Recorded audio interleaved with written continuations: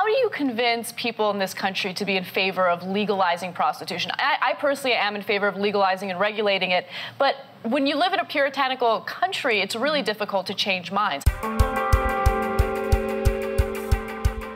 The worst blight in the world today, sex trafficking. Over 1 million girls being trafficked in our own country, in my own state.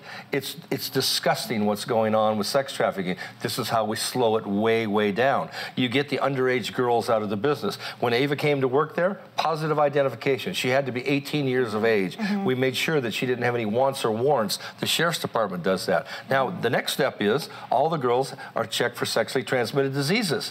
Okay? Sexually transmitted, and you can't work with that, of course.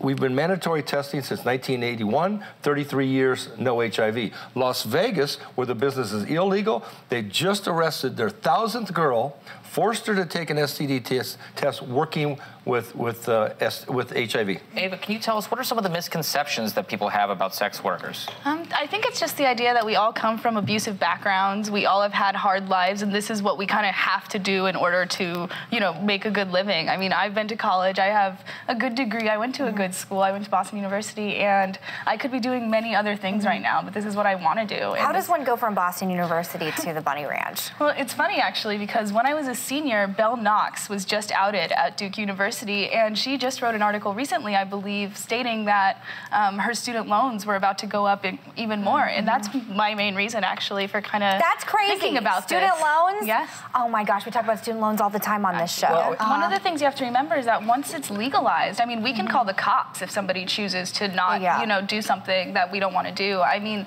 the people who come to see us because it is legal, and they know that they're not going to have these repercussions that they may have seeing somebody on the street.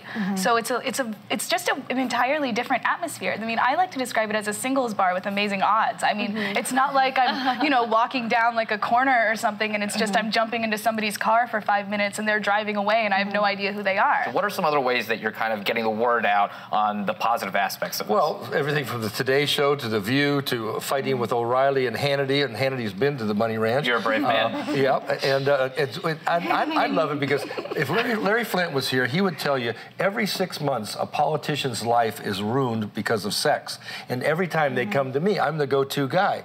And it's Bunny Ranch. Bunny Ranch, they go to the website, girls, 1,000 girls a month hit Be a Bunny and they're curious about what's going on. And of course the customers, the big thing with the customers is driving them to our website to get them to go to our message board, which she's very active in.